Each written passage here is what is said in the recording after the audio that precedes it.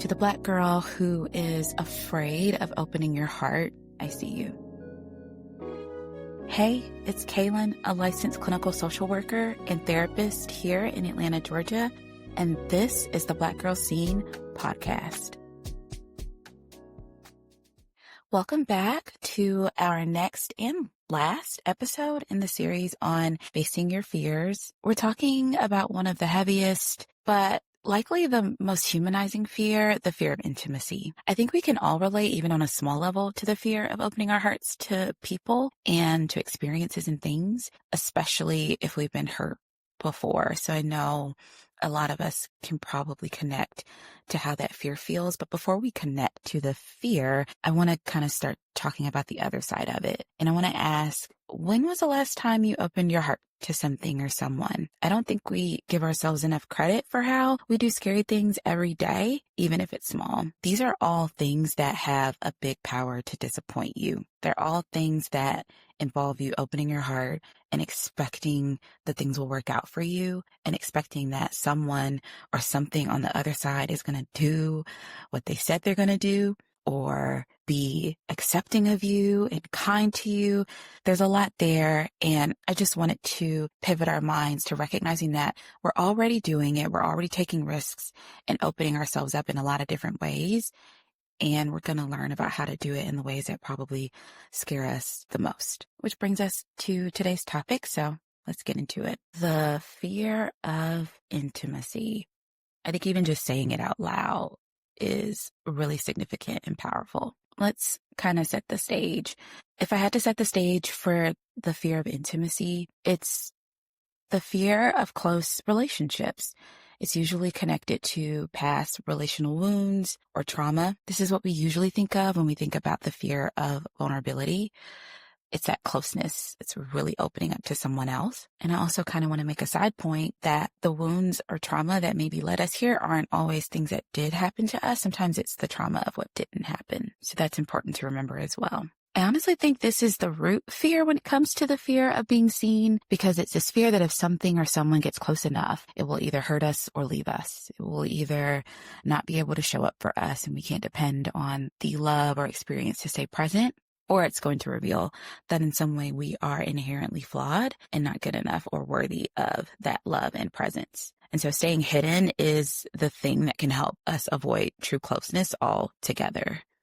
And so that is a lot of why being seen can be really hard to access, even when we want it. And so that fear of intimacy can show up in so many different ways. But I think a good summary is that it's any behavior that limits or blocks true connection. It limits access to you, and it feels like the risk is either very minimal or non-existent. But the other thing to be aware of is we're usually creating a bit of a starve-crave cycle when we honor the fear of intimacy. So by honoring the fear of intimacy, we tend to do a really good job of blocking it from our lives. I know I didn't say this earlier, but this is a really good time to position that intimacy does not mean being in relationship at all. I think a lot of us know that we can be in relationship and not be close to people or not feel close, not feel like they really know us. We can show up in a lot of ways. We can have children. We can be married. We can be in full-blown business partnerships, long-term friendships, and feel like we have a nice wall protecting us from being really open. A lot of the nurturing and nourishing energy that we get from relationships never really enter our hearts, our minds, our bodies. And so we're still experiencing the pain of those unmet needs. By doing that for so long, it can lead to some forms of starving, of emptiness, which then leads to cravings for relational depth that we have done a pretty good job of protecting ourselves from for so long. So we still get close enough to some of what we want, but we create a wall from what we need. That's that tension that we experience a lot when there's an opportunity to go deeper, or there is some level of exposure to where we feel like we're risking rejection.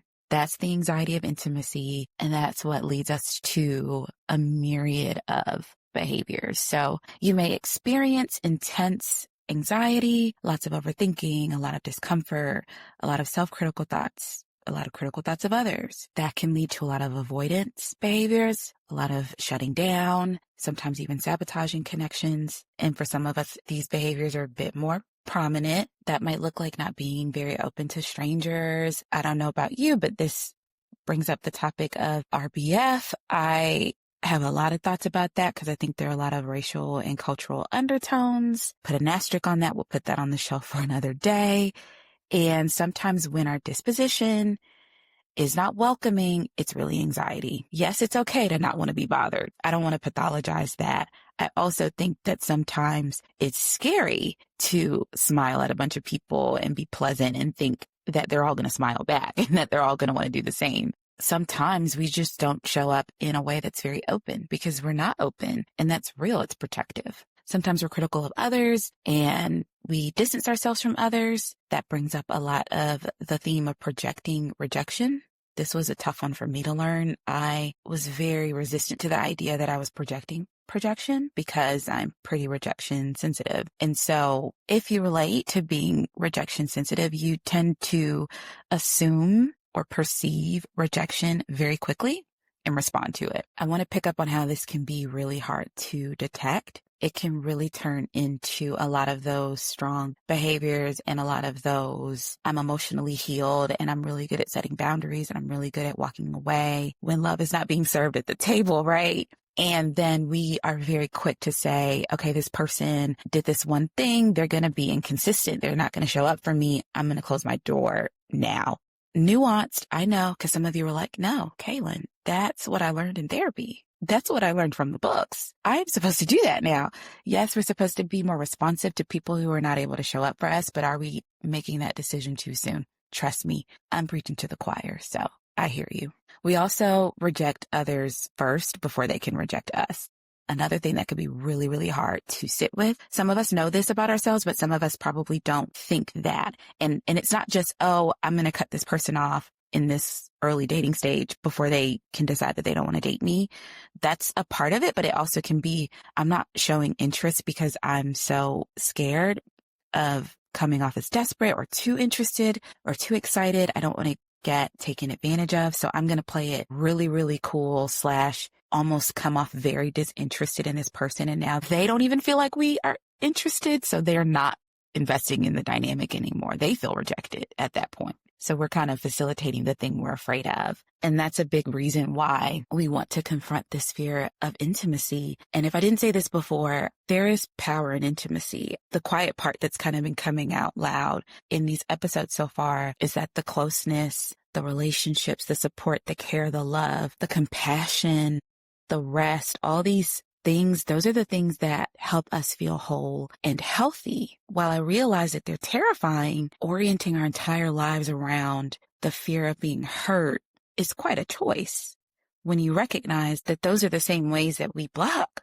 all the things we really want. So intimacy sounds good on paper, but when you operationalize it, some of us might say, well, why would I do that? Why would I allow someone to hurt me? Why would I allow something to go wrong? Why would I open myself up to ways where I am more at risk of experiences that cause pain? Because unfortunately, that's the only other way we open ourselves to the experiences where we feel healed, whole, seen, heard, loved, accepted, all the good stuff. So yes, the fear of intimacy sometimes does a lot of the driving for us. And when we let it, which we just talked about why we don't want it to anymore, we end up in a lot of situations that tend to create the experience of unmet needs in relationships, right? That's the starving part. That's the empty part. So sometimes we end up staying or co-creating unsafe or unstable relationships because sometimes we mistake safety for comfort. They're not the same.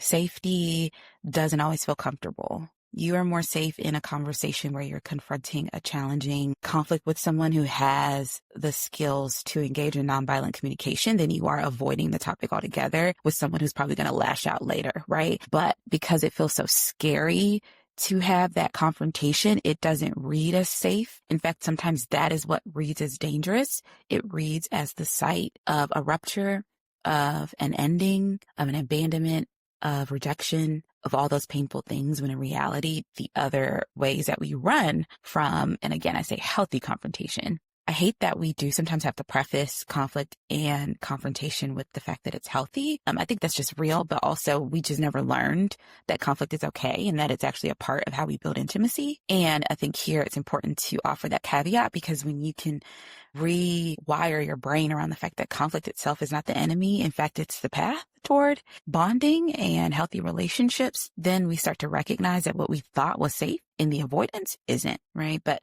again, so circling back, we sometimes end up in these situations that are ultimately not safe for us. But why those tend to be a big draw is they feel really comfortable. They feel familiar. It's the whole, the devil we know is better than the devil we don't type of vibe. And so when that's the case, we would rather deal with a hot and cold lover where we know where this is going than an open person who could eventually end up being a long-term partner where it would be required of us to practice actual vulnerability and engage in intimacy. Where the healing comes in is where we stop thinking we have to choose between two devils. And so then we stop thinking that we need to pick the devil we know, because maybe there's some angel out there. Maybe there, and I don't mean that mystically, I mean, maybe there's just other options, and we'll get to that a little later. So when fear's in the driver's seat, we remain reactionary and we never really feel our feelings. We kind of just go from being dissociated to activated, because that's the hypervigilance. We're constantly looking out for the danger. We're constantly looking out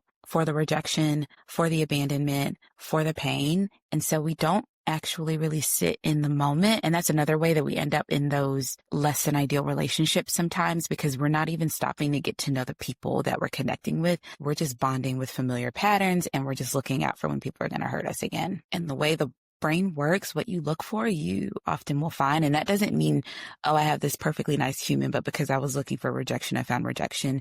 It can be more of, there's this perfectly nice human that I'm not opening my heart to because I'm looking for the rejection, and I'm now being cold with them, and then things don't work out, right? Like those types of dynamics is how we sometimes end up co-creating the fears that we are trying to avoid. My favorite way to also think about the fear of intimacy is it's when you allow the people who hurt you to hold you back from the people who will love you. And I want us to just sit with that. I recognize that we want to grow our ability to keep ourselves safe. We want to learn from the experiences that hurt us, and staying single because one guy hurt you years ago, it's not how you win.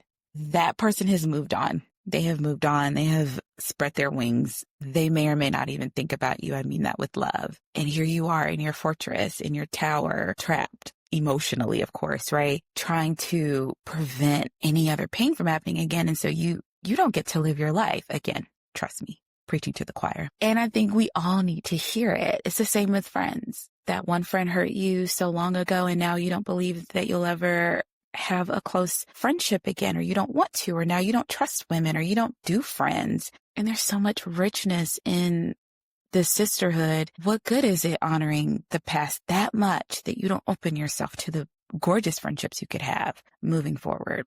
Easier said than done, I know. And I kind of want to offer another spin, because I think sometimes we really get in our heads about how much we are being strong, right? Another word, lots of air quotes here. We're being strong by not allowing new love in all its forms into our lives because of what happened before. And like now we know better, when in reality, we are basically putting ourselves in timeout because somebody else messed up. And if that's not enough to convince you, think about when someone else does this to you. Think about when you're dating and there's someone who was harmed, and then they never want to open their hearts to you, someone who's doing everything you can to be a safe person and to be a loving person, but they're too afraid to open up their heart to you because of something that happened years ago before they even knew who you were. You are ready to be this top tier friend and go on all these girls' trips and build new life with new friends, but they don't really want to lean into it because they've been hurt before. That stinks. And so if it's hard for you to grasp it from your seat, think about it from someone else's. So if I've convinced you by now to be committed to reopening your heart and sitting with the fear of intimacy, I now want to talk about my actual favorite theory ever. I am an integrative therapist. I use a lot of different modalities. I think a lot of us do. I don't know anyone who just uses one modality these days. And bread and butter attachment theory. Love attachment. So attachment theory was curated by some experiments done by a British psychologist, John Bowlby. I can get more into the history in another episode, but it basically discovered the emotional bond in childhood has so much power on how we function and create bonds in adulthood. So I'm sure some of us are familiar with it, but if not, attachment theory was the primary way of discovering the fact that your relationship to your caregivers and your primary caregivers, especially as a child, really cement in these ways of relating that transcend over the lifespan. They are not fixed. However, there are these primary categories. One way to think about it is secure versus insecure. I like to think of it as a spectrum of insecure to secure, and I actually like to think of it as an ever-revolving spectrum because I don't think you just show up in one way all the time, and I think you can show up in different ways in different situations. According to research, a good bit of the population exhibits characteristics of secure attachment. So not everyone navigates insecure attachments at the rate that it can seem sometimes, especially if that's something that you personally feel like you have experience with. We can be a primarily securely attached human being who experiences insecure attachment from time to time, and that's perfectly normal. Now, in the umbrella of insecure attachments, we tend to hear about anxiously attached individuals, avoidantly attached individuals, and then disorganized attachment. I'm not going to talk as much about disorganized attachment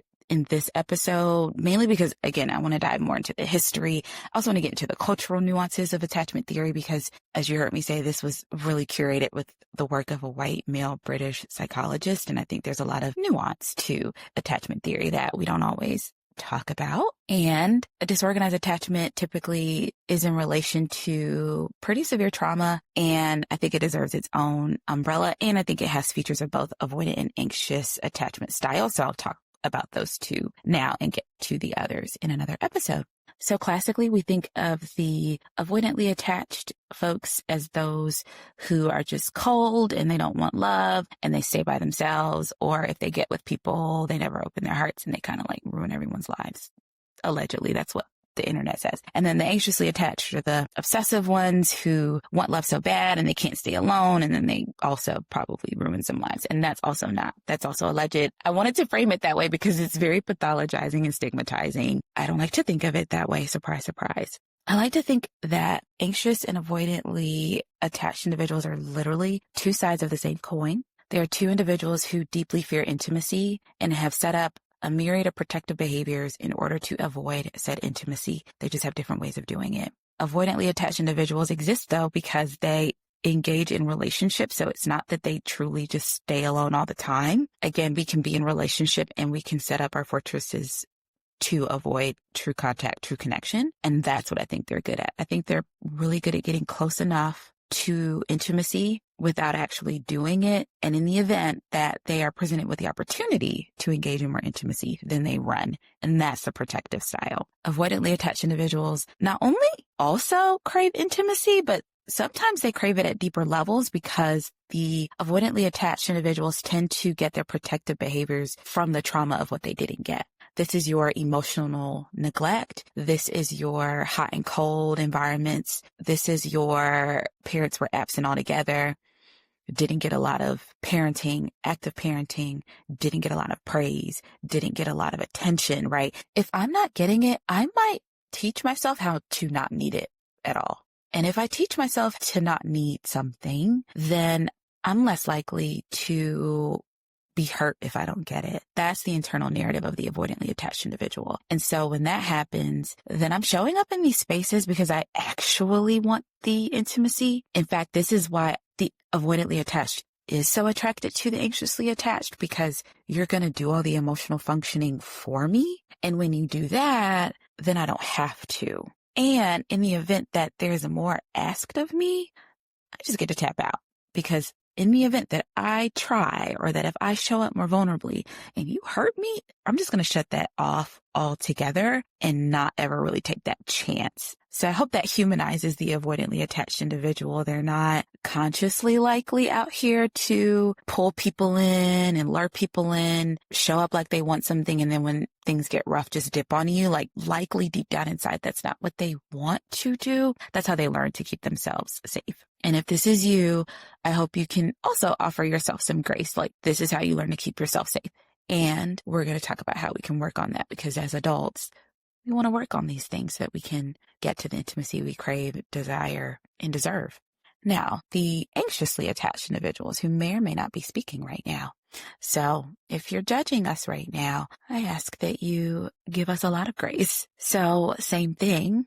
Folks tend to think that the anxiously attached individuals are desperate and cannot stay alone or do anything for love. Kind of not really. So there is still that similar craving for love. Some of those same relational wounds I just named can produce an anxiously attached style as well. And one that I threw in there that's probably more true for the anxiously attached is the hot and cold one. So if you had an experience growing up where you sometimes got what you needed, but you mostly didn't, that is more of a recipe for the anxiously attached, because it's almost like a bit of a carrot with a hamster. And it's like, I see it and it's right there. And it can create a bit more of a preoccupation with receiving what you want. And it tends to become this belief that if I do the right thing, or if I can hack the system, I can get my needs met consistently. If the avoidantly attached individual has withdrawn and decided that I'm just not going to try at all, the anxiously attached person is now going to overfunction and is invested in creating the outcome that they want. The big piece that I think we miss here is that there is still a fear of being in an intimate connection. There's a distrust that someone is actually going to show up consistently because you've never seen it that way. And so while you are actively seeking the love you want, deep down inside, you don't believe you're ever going to get it or have it, which is why you work so hard for it. And then you become deeply distrustful if it shows up. So sometimes those behaviors, we think it's to get the love we desire, but it's actually in aid of pushing it away, because I already think you're going to do that. I already think you're going to leave me.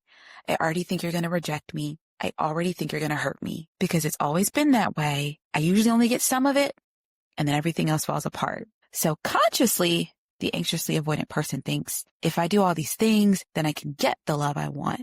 But subconsciously, it's, let me find out when they're going to hurt me because it's coming anyway. So then there's the pushing away. So again, sometimes the person who is picking the fights, who's seeking constant reassurance, who is really anxious and thinks that every missed text message is the end of the relationship or someone's mad at them, I recognize how that can come off again, right? Like it's the obsessiveness or the preoccupation. It's also serving to get you to the point.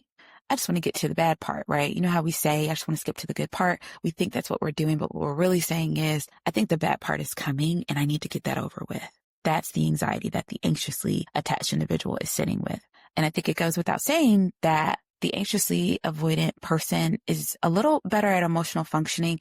They're still not always the best ability to sit with and feel an emotion, but they're really good at noticing, intellectualizing, rationalizing, or navigating emotions for someone else, right? Because that's the preoccupation. That's the, I need to learn what everyone else is feeling, what everyone else is going through, because that's how I can predict whether or not they're going to show up for me or hurt me. That's that hypervigilance. Because that level of functioning is present, even though it's not always inward and it's not always used for what we really need it for, which is to feel our own emotions. What then happens is it's easy to attract the avoidantly attached person. They're like truly magnets to each other.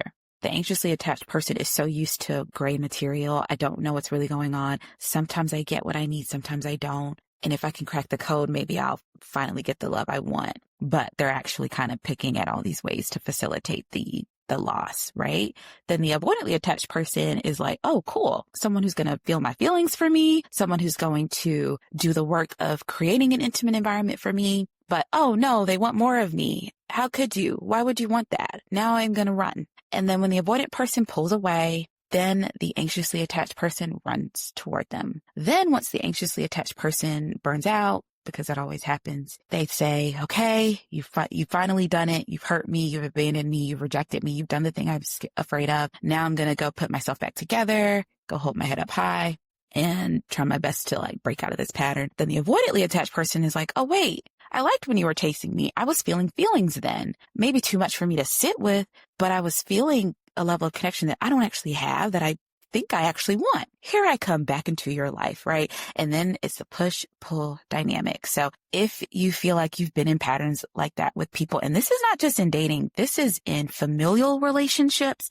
this is in friendships, this is at work even, this is usually very invasive. It shows up in a lot of spaces. And if you've ever felt like a victim of the anxious avoidant push-pull cycle, you may be entitled to compensation. No, truly, I get the pain you've been in, and it's very easy. It's a really easy trap to get into because both sides, we just play into each other's wounds really well. I also want to say, and I actually wish I said this sooner, is that none of this is etched in stone. These are behavioral patterns that you learned, not genetic codes that you inherited, right? I know we talk about things like emotional inheritance, which is real, but it's not because there's some genetic code that just falls into our bodies and we can't change it. It's more that we are in the same emotional containers and environments as the people before us. And so we embody it, but we can embody something new. In short, attachment styles are not fixed. They can change. We can all move towards secure attachment. And I remember when I was learning about this in my own therapy, in my own life, and all the books end with saying you become securely attached by being with securely attached people. And I was like, well, where are these securely attached people? If that was all I needed, that's what I've been looking for. Like, what do you mean?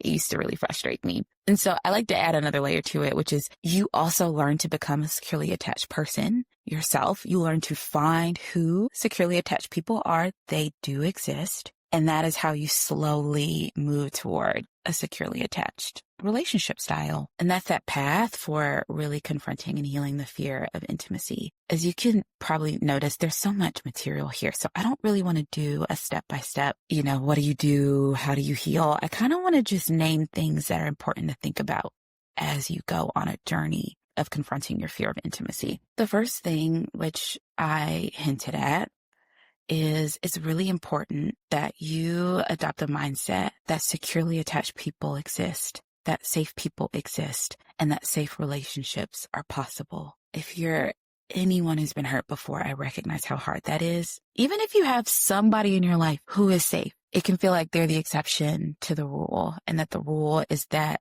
people are just hurtful and harmful, especially in this time. This is 2025.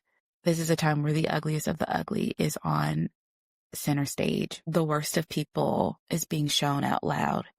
And there are still good, safe people out there who hate this too, who are working toward building community, who are asking important questions about how we can survive this, how we could thrive after this. Those people are still out there. And that might be true on this macro level, and it might be true in your own life too. I always like to extend the invitation to do this in a therapeutic space with a trusted professional if you feel called to do it, or if it feels too heavy to do it on your own. Again, we don't want to build a shrine for the people who hurt us and believe that they are the only people who exist. They're the only other type of people who exist. And so we will never seek safe people again. You deserve to find those other safe people who are out there. And I'm saying this vulnerably as someone who did not believe many safe people existed, and who, through the work with many trusted therapists and people in my life who I didn't necessarily code as safe people before, but then I realized that they were, they helped me see that, and they helped me to experience much deeper, much richer relationships. Still have a way to go and have come such a long way. And this is after years of very, very, very painful losses, abandonments, traumas, things of that nature. So I want to invite you to give it a try, to believe that something could be different. That being said, it's important to learn what safety looks like, and also to learn what intimacy looks like. When you grow up in environments, again, even sometimes some of the most supported environments, some of the least traumatic experiences growing up, if you will, still don't always teach us these relational skills and relational literacy and emotional literacy for that matter. We do have to learn what safety is. And yes, I will do an episode on what constitutes emotional and psychological safety, things of that nature, the nuance behind it, all of that. Start that work.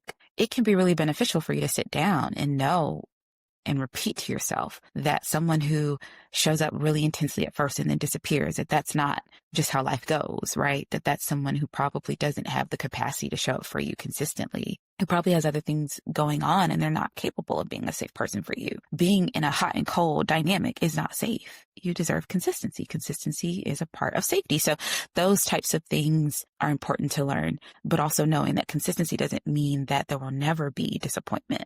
Right. So there's a lot to tease through. And that's something that I think I wish was a class for us. In fact, in some ways it can be, in therapy and group therapy, workshops, things of that nature, books. So there are ways that you can study this work very practically and also living it and connecting the dots in your real life around what actually feels safe for you. Because not only will you determine, okay, yes, this is not the safest friendship like I thought it was, you also might say, wow, I never really put the dots together that this person is actually a really healthy relational space for me. And I can actually start working on my fear of intimacy with this person. So I want to name that too. There's also a lot of nervous system work involved here, which is why I named that it's really helpful to work with a therapist and not just a talk therapist. Consider somatic-based therapies like EMDR, brain spotting. I can link some of that in the show notes for you to kind of learn more about that, because so much of the fear of intimacy lives in our bodies. So I hope it didn't come off in this episode or any of the episodes that this work is easy. It's not easy. You can talk about it pretty plainly. So I'm talking about it plainly, but going through the process is challenging because it's in our bodies, it's in our spirits, minds, hearts, and we can do that work to really feel through what happened so that when we're showing up in these new relationships and we're working on building and co-creating safe spaces, right? Because sometimes we are not creating a safe environment. Again, it was a tough pill for me to swallow as I connected the dots with what anxious attachment really looked like. And, if you grew up being iced out and then you ice other people out, but you think you're big and bad and I'm not listening to what you're saying to me because you've hurt me and I'm cutting you off, and that's not safe either. And we have to learn that, and we get to feel through, okay, I desire to do this thing that makes me feel safe, but it hurts someone else. How can I feel that and go to those depths of my nervous system, to the body-based healing modalities so that I can actually show up differently if I feel triggered or if I'm in a situation where I feel tempted to protect myself? How do I stay in it? And then in that, you want to do a lot of slow work around connecting your emotions to your behaviors, like what I just kind of walked us through. The way that the fear of intimacy works is it tends to be a very, very quick process between I feel activated to I'm engaging in my protective actions, right? Someone's asking for too much of me and I'm fearing the closeness and I withdraw and I didn't even see it happening. I didn't think I was withdrawing because I just started picking up new projects at work, but that's how I actually leave people. I choose my work.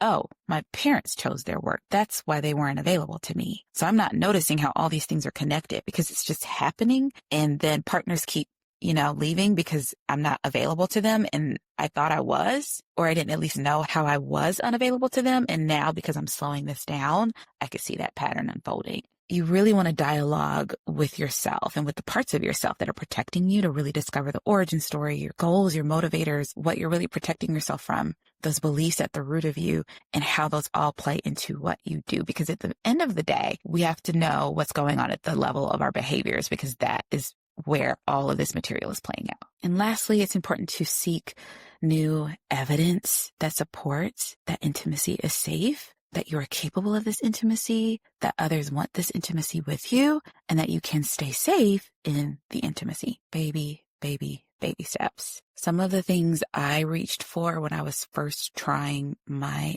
best. And again, I got a long way to go. Please know that. This has been a really tough episode to record because I'm low-key just talking to myself. So I hope you can see me when I'm saying this, that I'm talking to you and me. We in this together. Some of the smallest ways that I started to lean into this was with basically some of the least likely places where I would feel rejected, like with my nephews, which if you've ever met a 2-year-old absolutely can reject you. But loving on those babies made it really easy for me to say oh, look, someone likes me. This is okay. Right. And then it was very one-off encounters with kind strangers. I started to really pay attention to that. Oh, that person in the grocery store smiled at me, or someone held the door for me, or someone complimented me. There was a time in my life where all that would get filtered out because it didn't fit into my belief that people were ultimately unkind or that I was ultimately invisible. And ever since I started doing that, I actually noticed way more how much I talk to strangers. And that's not just because I'm a little bit of a yapper and I'm from the South. Even in that, I had a bit of cold energy in me where I would exist in the world like no one else is around, no one else cares as much. All of these beliefs that outside of even having those tendencies, I would still exist in a way where I didn't really position myself to be seen or to capture when others do see me. And those were some of the slow ways I started to grow my window of tolerance around intimacy and connecting with others. And that's the stuff that turned into having healthy confrontation with friends, putting myself out there in other ways, having conversations with family members that at one point terrified me and now don't, setting boundaries with people in ways that used to feel completely inaccessible. You have to start small, and that's how you grow your window of tolerance, but you have to do it. So I mentioned the fear ladder in another episode, the vulnerability ladder. This works incredibly well here. You can also make it into what I like to call an intimacy map. And I usually just swap these words out. Ladders, maps, whatever, charts, graphs. I love a chart. I love a visual. That's how I learn. And then I just use whatever word I'm working on in the moment. But can you make a map with like creating, how did I get here? How do I protect myself? But where do I really want to go? Because that can help you draw out the material for the behaviors that you want to start accessing in order to create the intimacy that you actually desire and start to confront that fear head on. This can be really, really hard to do on your own. I couldn't do this on my own. It's absolutely something I not only do in therapy, but also with friends and trusted people, and really like checking in around like, what's going on here? How do you show up in this way? How can I show up differently? Because it's just really hard sometimes to like see everything that you're doing. And I think that's actually by design. I don't want to be the only one who can understand me, because then what's the role? What's the purpose of connecting and building community? So I appreciate that there are parts of me that only someone else can see. It forces me to allow myself to be seen. And I hope that that is what unfolds for you too. So again, I hope you really enjoyed this episode. I hope it brought up some good information for you. Check some recommendations in the show notes. 2 books that I think are really, really great for you to start with. Platonic: How the Science of Attachment Can Help You Make and Keep Friends by Dr. Marissa G. Franco. It is such a solid read on how we allow the fear of intimacy by way of our attachment styles to co-create the loneliness and isolation we deal with in this society, and how we can shift that. And it's just so clear, and it's so practical and accessible. And I really, really think it's a great solid read. And the next one I would recommend, which again, I want to recommend that you probably read this one while in a holding space with someone professional if some of this work feels really, really deep, activating, or triggering for you. But the next book is Love Me, Don't Leave Me: Overcoming Fear of Abandonment and Building Lasting Loving Relationships by Michelle Skeen, who's also a doctor of psychology. So 2 books to kind of start with, along with these journaling exercises. I really hope this installs some hope for you that you can overcome your fear of intimacy, and that you can also access intimacy with people who are safe. So thank you for listening. If you enjoyed it, make sure you like, subscribe, comment, reach out to me, subscribe to the newsletter so that you get alerts whenever future episodes go live. And I'll end by saying to the Black girl who is opening her heart again, I see you. Take care. Thanks for tuning in to the Black Girl Scene podcast. This podcast is meant for information purposes only and is not meant to substitute for medical advice. Although I'm a licensed therapist, this podcast does not establish a clinical relationship with you, the listener, nor does it replace a relationship with a licensed mental health professional. For more information and resources on finding a therapist or support, please visit www.blackgirlscene.com/support.